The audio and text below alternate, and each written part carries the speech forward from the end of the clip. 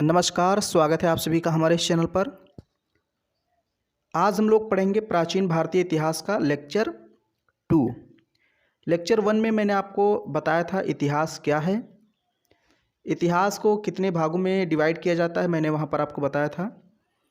प्राग ऐतिहासिक काल, आद्य ऐतिहासिक काल और ऐतिहासिक काल बताया था। ओके, पुरातत्व क्या है, पुरातत्ववेत्ता कौन होते हैं, ये सारी चीज़ें मैंने वहाँ पर आपको बताई थी। और भी बहुत सारी चीज़ें आपको फर्स्ट वाले वीडियो में मिल जाएगी। तो अगर आप प्राचीन इतिहास शुरू से पढ़ना चाहते हैं तो शुरू से पढ़ना शुरू कर दीजिए। हमारे इस चैनल पर आपको प्राचीन से लेकर आधुनिक भारत तक का इतिहास पढ़ाया जाएगा। लेक्चर 1 आ चुका है, लेक्चर 2 आज हम लोग पढ़ेंगे। ओके, तो मैंने वहाँ पर आपको बताया था लेक्चर 1 में कि इतिहास को 3 भागों में बांटा गया है: प्राग ऐतिहासिक काल, आद्य ऐतिहासिक काल और ऐतिहासिक काल। तो सबसे पहले आज हम लोग चर्चा करेंगे प्राग ऐतिहासिक काल की। ओके, आज हम लोग क्या पढ़ेंगे? प्राग ऐतिहासिक काल। और आपको पीडीएफ भी मिलेगा, लेकिन पीडीएफ तभी मिलेगा जब एक चैप्टर आपका कंप्लीट हो जाएगा। अभी जब पूरा प्राग ऐतिहासिक काल आपका कंप्लीट हो जाएगा फिर आपको इसका पीडीएफ प्रोवाइड करा दिया जाएगा एक साथ में। देखिए, ये जो प्राग ऐतिहासिक काल है इसमें बेसिकली आज के इस वीडियो में हम लोग को पूरा पाषाण काल पढ़ना है। आज क्या पढ़ना है? पूरा पाषाण काल। और पूरा पाषाण काल में निम्न पुरा पाषाण काल, मध्य पुरा पाषाण काल, उच्च पुरा पाषाण काल, ये सारी चीज़ें हम लोग को पढ़नी है। ओके, तो वीडियो छोड़ के जाना नहीं, क्योंकि जिस तरह से पढ़ाऊँगा आपको मज़ा ही आ जाएगा। ओके, प्राग ऐतिहासिक काल। ओके, तो इसका विभाजन पढ़ने से पहले थोड़ा सा हम लोग इसके इतिहास के बारे में समझ लेते हैं। तो प्राग ऐतिहासिक काल किसे कहते हैं मैंने आपको बताया था, लेकिन फिर से मैं बता देता हूँ यहाँ पर। मानव इतिहास के प्रारंभ से लेकर 3000 ईसा पूर्व तक का जो काल है उसको प्राग ऐतिहासिक काल कहते हैं। ओके, या फिर कह सकते हैं इतिहास का वह भाग जिसके अध्ययन हेतु केवल पुरातात्विक सामग्रियाँ उपलब्ध हैं। ओके, यहाँ पर उपलब्ध है, प्राग ऐतिहासिक काल कहलाता है।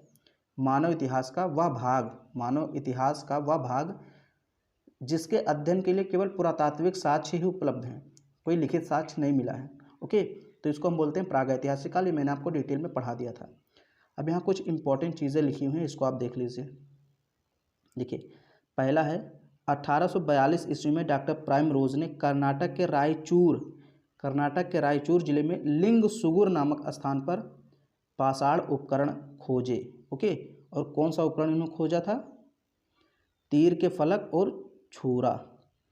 तो 1842 में डॉक्टर प्राइम रोज ने कर्नाटक के रायचूर जिले में एक स्थान का नाम है लिंग सुगुर, वहाँ पर इन्होंने पाषाण उपकरण खोजे, यानी पत्थर के उपकरण या औजार खोजे। और उसमें तीर था और छुरा था। तीर के फलक और छुरा, फलक का मतलब जो ये अगला हिस्सा होता है यही था। ओके, और छुरा इन्होंने खोजा। तो चूंकि सर्वप्रथम इन्होंने ही पाषाणकालीन उपकरण खोजा, इसलिए इनको हम प्राग ऐतिहासिक काल का जनक भी कहते हैं। प्राग ऐतिहासिक काल का जनक भी कहते हैं, इसको याद रखना। अभी इसी से रिलेटेड एक और क्वेश्चन आएगा। फिर यहाँ पर अगला है 1853 में जॉन इवांस महोदय ने मध्य प्रदेश में नर्मदा नदी के तट पर टी नरसिंहपुर में बड़ी संख्या में पाषाण उपकरण प्राप्त किए। ओके, तो ये भी याद रखिए, 1853 में जॉन इवांस, एक आप कह सकते हैं इतिहासकार का नाम, या फिर आप कह सकते हैं पुरातात्विकविद थे। ओके, पुरातात्विकविद। तो इन्होंने कब खोजा? 1853 में। कहाँ? मध्य प्रदेश में नर्मदा नदी के तट पर टी नरसिंहपुर में। गांव का नाम क्या था? टी नरसिंहपुर। वहाँ पर इन्होंने बहुत मात्रा में, यानी बहुत अधिक मात्रा में उपकरण खोजे थे पत्थर के। फिर यहाँ 1863 में रॉबर्ट ब्रूस फूट, इनका नाम आपने सुना होगा, जियोलॉजिकल सर्वे के प्रमुख थे उस समय इंडिया में। ओके, भूवैज्ञानिक भी थे। इन्होंने चेन्नई, यानी कि उस समय चेन्नई को मद्रास कहते थे, तो मद्रास में इन्होंने पल्लवरम नामक स्थान पर हैंड एक्स खोजे, दक्षिण भारत में। ओके, दक्षिण भारत में चेन्नई है यानी मद्रास है, और वहीं पर हैंड एक्स की इन्होंने प्राप्ति की। हैंड एक्स एक कुल्हाड़ी होती थी, हाथ से मतलब बनी होती थी, तो उसको हैंड एक्स बोला गया। तो ये कहाँ है? चेन्नई के पल्लवरम में। ओके, तो इस प्रकार से क्वेश्चन पूछा जा सकता है कि चेन्नई के पल्लवरम में हैंड एक्स की खोज किसने की? तो 1863 में रॉबर्ट ब्रूस फुट ने की। अब ये देखिए यहाँ पर एक क्वेश्चन आ गया, रॉबर्ट ब्रूस फूट को भारत में प्रागैतिहासिक काल का जनक कहा जाता है। रॉबर्ट ब्रूस फूट को भारत में प्रागैतिहासिक काल का जनक कहा जाता है और इनको प्रागैतिहासिक काल का जनक कहा जाता है। दोनों में थोड़ा सा अंतर है। अगर सिर्फ इतना पूछे प्रागैतिहासिक काल का जनक किसे कहा जाता है तो डॉक्टर प्राइमरोज को। हालांकि दोनों ऑप्शन नहीं देगा, ऑप्शन एक ही सही रहेगा, दोनों एक साथ नहीं देगा। लेकिन अगर वो आपसे पूछ रहा है, मान लीजिए दोनों दे दिया, तो आपको थोड़ा सा ध्यान से पढ़ना है।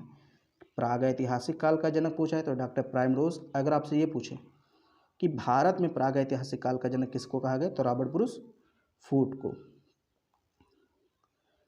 फिर है 1884 में विलियम किंग द्वारा अतिरिमपक्कम यानी चेन्नई में एक हैंड एक्स की खोज की गई। ओके, तो रॉबर्ट ब्रूस फूट ने मद्रास के पल्लवरम में हैंड एक्स की खोज की 1863 में, और 1884 में विलियम किंग ने अतिरिमपक्कम, ये भी चेन्नई में है, यहाँ पर हैंड एक्स यानी कुल्हाड़ी की खोज की।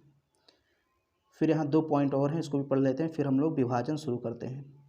1935 ईस्वी में डी टेरा व पीटरसन के नेतृत्व में हेल कैम्ब्रिज अभियान दल द्वारा शिवालिक पहाड़ी के पोटवार के पठार में पाषाण उपकरण खोजे गए, यानी पत्थर के उपकरण खोजे गए।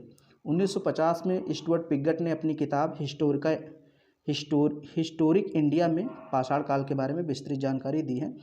तो ये आपको PDF के रूप में मिल जाएगा, इसको आप 2-3 बार पढ़ेंगे तो आपको समझ में आ जाएगा। अब चलिए हम लोग पढ़ते हैं प्रागैतिहासिक काल का विभाजन, ओके, या पाषाण काल का विभाजन। तो पिछले वीडियो में मैंने आपको पढ़ाया था, वहाँ पर बताया था कि इतिहास को 3 भागों में बांटा गया है, प्रागैतिहासिक काल, आद्य ऐतिहासिक काल और ऐतिहासिक काल। तो अब यहाँ पर हम लोग पढ़ेंगे पहले प्रागैतिहासिक काल के बारे में, और इसी प्रागैतिहासिक काल को हम लोग क्या कह देते हैं, पाषाण काल। ओके, प्रागैतिहासिक काल को एक प्रकार से हम लोग पाषाण काल कहते हैं, फिर पाषाण युग कहते हैं। अब ऐसा क्यों? ऐसा इसलिए क्योंकि प्रागैतिहासिक काल में जितने भी काम होते थे, इंसान जितने भी काम करता था, वो सब कहीं ना कहीं पत्थरों पर ही डिपेंड होता था। ओके, चाहे शिकार करने की बात आए तो आदमी क्या करता था, पत्थरों से ही अपना औजार बनाता था, उपकरण बनाता था। ओके, उसी को फेंक कर मारता था और शिकार करता था जानवरों का। या फिर अगर हम बात करें तो भाई रहता कहाँ था, तो पत्थर की जो गुफाएं बनी होती थी उसी में वो रहता था। तो बेसिकली प्रागैतिहासिक काल जो था उसमें ज़्यादातर यूज़ जो हुआ पत्थरों का ही हुआ है। मतलब आप वहाँ पर किसी ऐसा नहीं कि लोहे का यूज़ हो गया, तांबे का यूज़ हो गया, ऐसा नहीं था। वहाँ पर पत्थरों पर ही आदमी डिपेंड रहता था, इसलिए उसको नाम दे दिया गया पाषाण काल। ओके, तो अब यहाँ पर हम लोग बात करेंगे पाषाण काल की।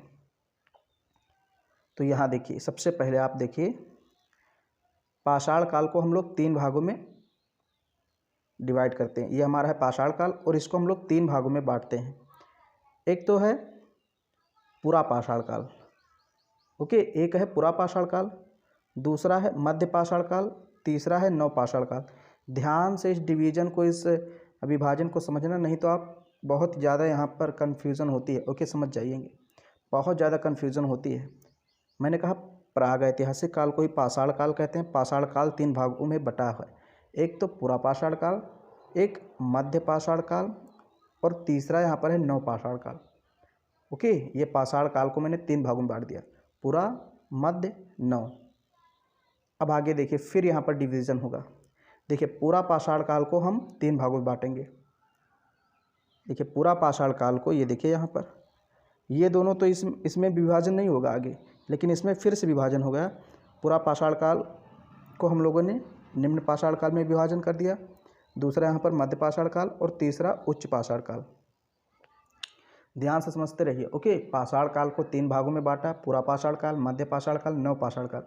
फिर पूरा पाषाण काल को, ये वाला जो काल है, इसको भी हम लोगों ने 3 भागों में डिवाइड कर दिया। ये देखिए, पूरा पाषाण काल को हमने 3 भागों में बांटा। तो एक तो निम्न पूरा पाषाण काल, देखिए इसमें भी पूरा लगा है, पूरा पाषाण काल। ओके, ये देखिए, तो इसी का भाग है। मध्य पूरा पाषाण काल, फिर उच्च पूरा पाषाण काल। ओके, आप सोचिए, हमें प्रागैतिहासिक काल में इतना पूरा पढ़ना है, एक एक चीज़ लेकर के पूरा पढ़ना है। इतना पढ़ लेंगे तो हमारा प्रागैतिहासिक काल पूरा कंप्लीट हो जाएगा। उसके बाद हम लोग क्या पढ़ेंगे, आद्य ऐतिहासिक काल। तो सबसे पहले हमको क्या पढ़ना पड़ेगा? पूरा पाषाण काल, फिर मध्य पाषाण काल, फिर नवपाषाण काल, ये तीनों हमको पढ़ना पड़ेगा। तो आज के वीडियो में हम लोग क्या पढ़ेंगे? आज के वीडियो में हम लोग को ये पढ़ना है पूरा पाषाण काल, ओके। और इसके अंतर्गत ये तीनों चीज़ें आज हम लोग कंप्लीट कर लेंगे। ये आज हम लोग का कंप्लीट हो जाएगा, ओके। निम्न पूरा पाषाण काल, मध्य पूरा पाषाण काल, उच्च पूरा पाषाण काल, और ये इसकी जो PDF है आपको मिल जाएगी, मैंने आपको बताया। तो चलिए सबसे पहले हम बात करते हैं पूरा पाषाण काल में निम्न पूरा पाषाण काल की। ये देखिए, ये है निम्न पूरा पाषाण काल। देखिए, इस काल के उपकरण सोहन नदी से प्राप्त हुए हैं, सोहन नदी से प्राप्त हुए हैं, यानी सोहन नदी घाटी जो है वहीं से इस काल के उपकरण प्राप्त हुए हैं। अब ये सोहन नदी कहाँ है? सोहन नदी सिंधु नदी की एक छोटी सी सहायक नदी है, ओके। सोहन नदी घाटी में उपकरण प्राप्त हुए हैं, तो सोहन नदी है कहाँ? सोहन नदी पाकिस्तान में बहती है। पाकिस्तान में चूँकि सिंधु नदी बहती है, तो सिंधु नदी घाटी की, यहाँ हम कहें सिंधु नदी की एक सहायक छोटी सी नदी है सोहन नदी, ओके। और वहीं पर सर्वप्रथम निम्न पूरा पाषाण काल के उपकरण प्राप्त हुए हैं, इसलिए इसको सोहन संस्कृति भी कहते हैं, क्योंकि इस काल के उपकरण सर्वप्रथम कहाँ प्राप्त हुए हैं? निम्न पूरा पाषाण काल के सर्वप्रथम उपकरण सोहन नदी घाटी से प्राप्त हुए हैं, इसलिए इसको हम लोग क्या बोलते हैं? सोहन संस्कृति भी बोलते हैं, ओके। फिर आगे है, आग का ज्ञान था लेकिन उपयोग नहीं, कृषि का ज्ञान नहीं था। समझ लीजिए, देखिए, निम्न पूरा पाषाण काल में आदमी आग के बारे में जानता था कि ये आग कोई चीज़ है, लेकिन उसका उपयोग कैसे करना है वो नहीं जानता था। जैसे मान लीजिए आपके पास कोई मशीन है, कोई उपकरण है, लेकिन उस उपकरण का उपयोग कैसे करें, उस मशीन का उपयोग करें कैसे, ये आपको नहीं पता है। तो ठीक उसी प्रकार मनुष्य की स्थिति थी निम्न पूरा पाषाण काल में। मतलब मनुष्य को आग दिखाई देता था, भाई जंगलों में आग लग जाती थी कभी कभी प्राकृतिक रूप से, तो वो आग वो देखता था तो उसे ऐसा लगता था कि ये कोई चीज़ है, लेकिन उसको उपयोग नहीं कर पाता था कि इसका हम उपयोग किस प्रकार करें, इसके साथ क्या करना चाहिए, ओके। तो इसीलिए यहाँ पर है, लिखा है कि आग का ज्ञान था लेकिन उपयोग नहीं, और कृषि का ज्ञान नहीं था, ओके। बिल्कुल भी कृषि के बारे में उसको कुछ भी नहीं पता था। केवल और केवल वो क्या करता था? जंगली जानवरों का या फिर पशुओं का या पालतू पशुओं का शिकार करता था, उन्हीं से अपना भोजन प्राप्त करता था। फिर है, इस काल में पेबुल, चॉपर, चॉपिंग तथा बिदारड़ी जैसे उपकरणों के साक्ष्य मिलते हैं। कई बार पूछा गया है, ओके, कि पेबुल या चॉपर, चॉपिंग जो उपकरण हैं ये किस काल से संबंधित है? तो निम्न पूरा पाषाण काल से, ओके। पेबुल का मतलब होता था एक ऐसे गोल टाइप का होता था, अभी आगे आपको यहाँ पर बताया भी गया है। तो ये नदियों के साथ, नदियों में बहते हुए आता था, रगड़ खाते खाते ये गोल हो जाता था एकदम शेप, ओके। नदी ऐसे रहती थी, तो उसमें बहता बहता लुढ़खड़ाता आप कह सकते हैं, एकदम ये गोल शेप में हो जाता था। तो बेसिकली आपको ये बात ध्यान में रखनी है कि इस काल में उपकरण कौन कौन से थे? पेबुल, चॉपर, चॉपिंग, बिदारड़ी, ओके। ये सारे इस काल के औजार थे जिनसे आदिमानव जो था अपना शिकार करता था, यानी कि जानवरों को फेंक कर मारता था, ओके। वो घायल हो जाते थे, फिर उनको कच्चा ही खाता था निम्न पूरा पाषाण काल में, क्योंकि इसको आग का उपयोग कैसे करना है पता ही नहीं था, तो कच्चा खा जाता था मांस को, ओके। तो पेबुल, चॉपर, चॉपिंग तथा बिदारड़ी उपकरण। फिर यहाँ पर आगे देखिए बताया भी गया है, ओके। देखिए, पेबुल क्या होता था? पत्थर का वह उपकरण होता था जो पानी के बहाव में रगड़ खाकर चिकना और सपाट यानी गोल हो जाता था। मान लीजिए नदी है और इधर से पानी ऐसे ऐसे बह रहा है, तो मान लीजिए कोई तिकोना पत्थर ऐसे चला, कोई तिकोना पत्थर ऐसे चला, ओके। तो अब ये आते आते धीरे धीरे ऐसे गोल शेप में हो जाता था, क्योंकि रगड़ एकदम खाते खाते वो गोल हो जाता था, ओके। तो ये पेबुल क्या था? वही चीज़ यहाँ पर लिखा हुई कि पत्थर का वह उपकरण होता था जो पानी के साथ या पानी के बहाव में रगड़ खाकर चिकने व सपाट या गोल हो जाते थे। अब इनका उपयोग क्या था? इनको फेंक कर मारते थे, ओके। जैसे मान लीजिए किसी चीज़ को तोड़ना फोड़ना है, ये हथौड़ी का काम एक प्रकार से करता था ना, और फेंक कर मारते भी थे इससे। तो जब जानवर को लगती थी तो घायल हो जाते थे। अब यहाँ पर दूसरा उपकरण है चॉपर। ये देखिए मैंने चॉपर, पेबुल तो पढ़ा दिया, अब चॉपर क्या है। तो चॉपर बड़े आकार वाला उपकरण होता था जो पेबुल से बनाया जाता था। यानी कि मान लीजिए पेबुल है आपका गोल, तो क्या किया जाता था, इसको ऐसे काट दिया जाता था। ओके, ऐसे। तो इसमें एक 1 मिनट मैं सही से आपको दिखा देता हूँ। ये ऐसे मान लीजिए एक पेबुल है, तो इसको ऐसे ऐसे किनारे किनारे से तोड़ दिया जाता था। तो एक इधर बन गया, एक इधर बन गया, एक इधर बन गया, एक इधर, ये 4 क्या बन जाते थे, ये चॉपर बन जाते थे। चॉपर ओके, थोड़े बहुत धारदार होते हैं, तो इनसे भी फेंक कर मारा जाता था और शिकार किया जाता था। तो पेबुल और चॉपर आपको समझ में आ गए होंगे।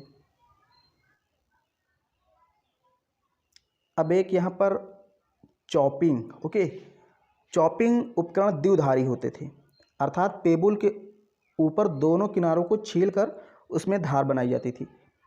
तो जैसे ये देखिए यहाँ पर, ये जो 1 मिनट मैं थोड़ा सा इसको सही कर देता हूँ, फिर आपको चित्र भी बना करके थोड़ा सा जितना भी चित्र इसमें हो पाएगा वो मैं आपको दिखा दूँ। 1 मिनट,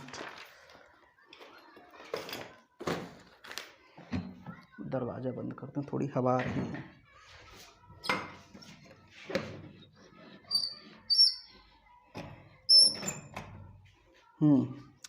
तो मैंने बताया आपको जो चॉपर होता था वो कुछ इस टाइप का होता था। ये आपने इस टाइप का देखा होगा चॉपर। ओके, और पेबुल गोल होता था, और जो चॉपिंग होता था वो इस प्रकार का होता था। ये कुछ इस आकार का होता था चॉपिंग। ओके, तो ये पेबुल, ये चॉपर, ये चॉपिंग। अब देखिए अगर हम चॉपर की बात करें तो इसमें एक ही तरफ मारने के लिए धार होता था, लेकिन इसमें दोनों तरफ होता था, इधर भी इधर भी। ओके, तो उपकरण आपको समझ में आ गए। अब दक्षिण भारत में एक और उपकरण मिला है, निम्न पुरापाषाण काल से संबंधित है, उसको बोलते हैं हम लोग हैंड एक्स, यानी कि एक कुल्हाड़ी मिली, हाथ वाली कुल्हाड़ी मिली। ओके, दक्षिण भारत में निम्न पुरापाषाण काल से संबंधित एक उपकरण मिला है जिसको बोलते हैं हैंड एक्स, यानी कि हाथ की बनी कुल्हाड़ी। अब बेसिकली इसका आकार कुछ इस टाइप का होता था। ओके, इस टाइप का होता था पत्थर की। तो इसको शायद ठोकने पीटने के लिए, पत्थरों से औजार बनाने के लिए इसका उपयोग किया जाता था। तो औजारों के बारे में आपको पता चल गया कि किस प्रकार के औजार थे, उनका नाम क्या था। अब यहाँ पर है प्रमुख स्थान कौन कौन से हैं भाई, क्योंकि क्वेश्चन यहीं से अक्सर पूछा जाता है। ओके, सबसे ज़्यादा क्वेश्चन यहीं से पूछा जाता है। तो जैसे पोटवार के पठार की बात आती है, लिद्दर नदी घाटी, ये कहाँ है, पहलगांव, यानी कि कश्मीर में। ये सब पोटवार का पठार, लिद्दर घाटी, ये सब कहाँ है, कश्मीर में। तो यहाँ से निम्न पुरापाषाण काल के उपकरण प्राप्त किए गए हैं। पोटवार का पठार आपने सुना होगा, पाकिस्तान से लगता है, मतलब सीमा से। ओके, और लिद्दर नदी घाटी पहलगांव में बहती है, कश्मीर का एक गांव है पहलगांव, वहाँ पर एक छोटी सी नदी बहती है, लिद्दर नदी। ओके, तो वहाँ पर भी उपकरण प्राप्त किए गए हैं। फिर यहाँ डिंडवाना, ओके, डिंडवाना झील आपने सुना होगा, राजस्थान में, तो यहाँ से भी कुछ उपकरण प्राप्त किए गए। नेवासा, महाराष्ट्र का एक पुरापाषाणकालीन स्थल है नेवासा, ये बहुत ही फेमस नाम है, आप लोग इसको ज़रूर याद रखें। ओके, यहाँ से क्वेश्चन पूछ लिया जाता है कि भाई नेवासा किस काल से संबंधित है, तो निम्न पुरापाषाण काल से संबंधित है। हालांकि आगे ये मध्य पुरापाषाण काल में भी आएगा, क्योंकि मध्य पुरापाषाण काल के भी उपकरण यहाँ से प्राप्त हुए हैं। तो बेसिकली आप लोग यहाँ ध्यान रखिए कि नेवासा कहाँ है, महाराष्ट्र में है। ओके, फिर यहाँ देखिए भीमबेटका और टी नरसिंहपुर, ये निम्न पुरापाषाणकालीन स्थल हैं, मध्य प्रदेश में स्थित हैं, भीमबेटका, टी नरसिंहपुर। फिर एक इसमें आता है बेलन नदी घाटी, जो कि इलाहाबाद में स्थित है, उत्तर प्रदेश के। ओके, उत्तर प्रदेश का एक ज़िला है इलाहाबाद, यानी प्रयागराज, वहाँ पर बेलन नदी घाटी में निम्न पुरापाषाण काल से संबंधित उपकरण खोजे गए हैं। इस काल को कोर संस्कृति भी कहते हैं। कोर कैसे कहते हैं, देखिए इसको कोर संस्कृति क्यों कहते हैं, इसको समझ लीजिए। ये जो पेबुल होता था, जब इसको हम किनारे से ऐसे इसके उपकरण बनाते थे, तो इसके जो 4 उपकरण ये निकलते थे। ओके, ये 4 उपकरण निकलते थे, तो इसको हम लोग बोला जाता था फलक। ओके, इसको फलक बोलते थे। और इससे कौन सा हथियार बनाते थे? चॉपर। तो ये 4 फलक हो जाते थे। और ये जो बीच का भाग बचता था, ये लगभग गोल, इसको गोल शेप में बचता था।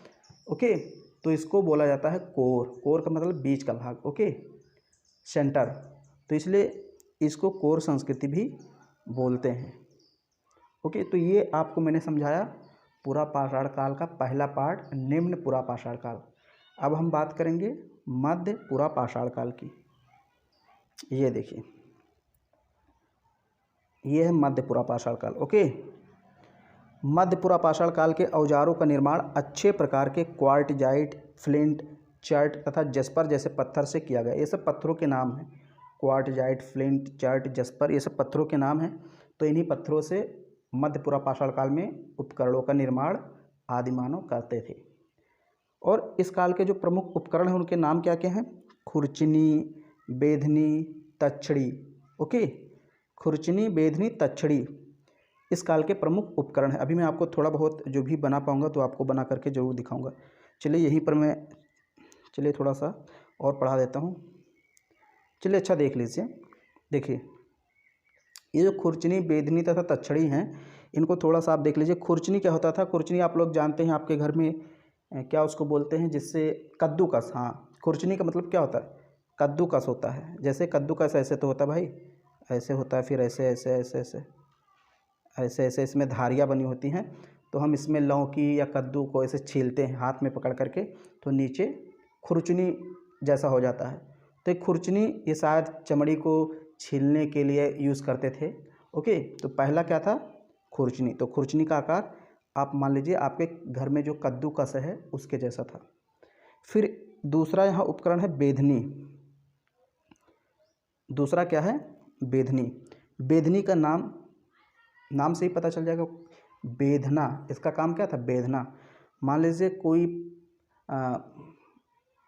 पत्थर है वो नहीं टूट रहा है, तो उसको जैसे आप, हाँ, बेधनी का नाम, जैसे आप क्या करते हैं, उसको क्या नाम है, एक उसका नाम मुझे याद नहीं रहा, इस प्रकार का होता था। ओके, क्या कहते थे उसको, जिससे लकड़ी वगैरह चीरा जाता है ना, चीर फाड़ किया जाता है लकड़ी में, लकड़ी के बीच में डाल करके फिर हथौड़ी से मारते हैं। तो बेधनी यही था बेसिकली। ये देखिए, नुकीला भाग होता था, तो जो हैंड एक्स मिला था उससे इसी पर ऐसे वार करते थे, तो ये किसी चीज़ को चीरने फाड़ने के काम आता था। ओके, तो ये हो गया बेधनी। अब तछड़ी एक उपकरण है, तछड़ी।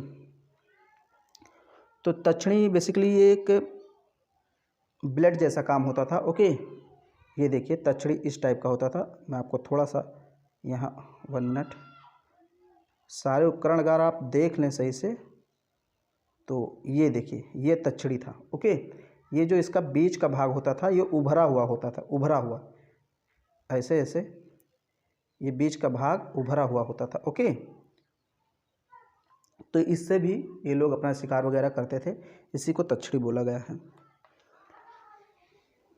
फिर यहाँ पर है फलकों की अधिकता के कारण मध्य पुरा पाषाण काल को फलक संस्कृति कहते हैं। तो निम्न पुरा पाषाण काल को हम कौन सी संस्कृति कहते थे? कोर संस्कृति। ओके, आप यहाँ पर देख लीजिए, इसको हम लोग कोर संस्कृति बोलते हैं, जबकि मध्य पुरा पाषाण काल को फलक संस्कृति बोलते हैं। फलक, क्योंकि यहाँ पर जो उपकरण बनाए जाते थे वो ज़्यादातर फलकों की मदद से बनाए जाते थे।